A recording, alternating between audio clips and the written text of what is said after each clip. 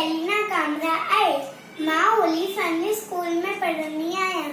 मां पहिरियों दर्जो सी में पढ़ंदी आहियां। मां तव्हांजी शुक्रगुज़ार आहियां जो तव्हां मूंखे सिंधीअ में बेट चवण जो सुनहरो मौक़ो ॾिनो आहे। तव्हांजी वॾी वॾी महिरबानी। इहो मौक़ो हमेशा रखंदा रहा। अॼु मां तव्हांखे बांदरमल जी छटी पुराणी बेट ॿुधायां थी।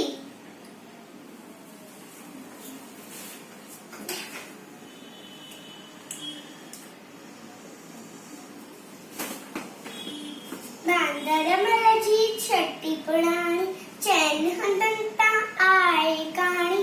बांदरमल जी छटी पुराणी चैन हंधनि तां आहे कहाणी।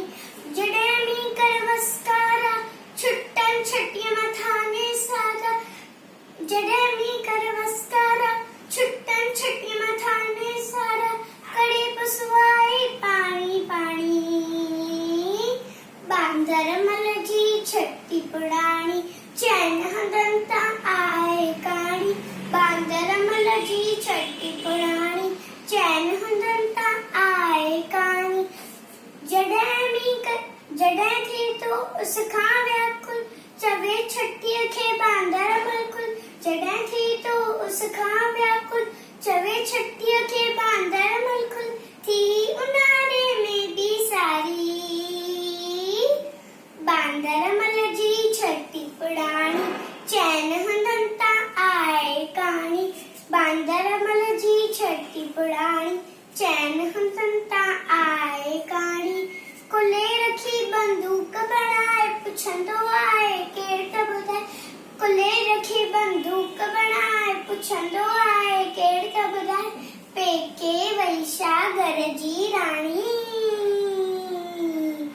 बांदरमल जी छटी पुराणी चैन हंधनि तां आहे कहाणी।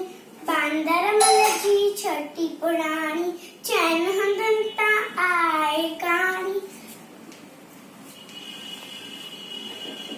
जॾहिं मींहुं कर वसकारा छुटनि छटीअ मथां ने सारा। जॾहिं मींहुं कर वसकारा छुटनि छटीअ मथां ने सारा। खड़े पुसवाए पाणी पाणी। बांदरमल जी छटी पुराणी चैन हंधनि तां आहे कहाणी। बांदरमल जी छटी पुराणी चैन हंधनि तां आहे कहाणी। शुक्रिया।